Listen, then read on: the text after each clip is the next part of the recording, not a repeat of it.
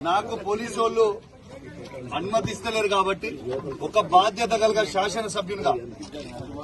నా నియోజకవర్గ శాంతి భద్రత దృశ్యాల ఇలా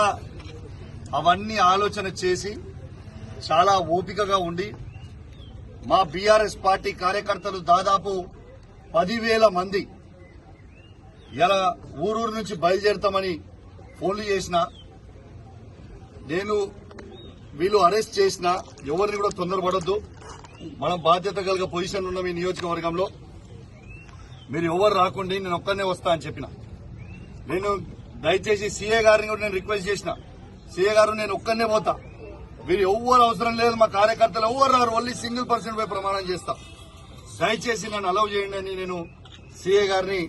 ఏసీపీ గారిని, సిపి గారిని, ఏసీపీ గారిని, సీఏ గారిని, ఎస్ఐ గారిని అందరినీ రిక్వెస్ట్ చేస్తే లేదు శాంతి భద్రతల కింద మీరు బయటికి పంపలేము అని వాళ్ళంటే నేను వాళ్ళ మాట గౌరవిస్తా ఉన్నా, చట్టాన్ని గౌరవిస్తా ఉన్నా. ఇవాళ ఇదే గుడిగా భావించి ఇవాళ పోలీసుల సాక్షిగా యావత్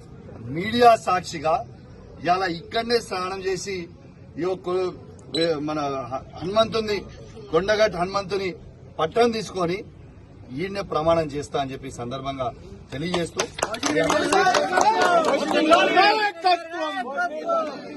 స్నానం చేసిన తర్వాత డీటెయిల్ గా మాట్లాడతాం.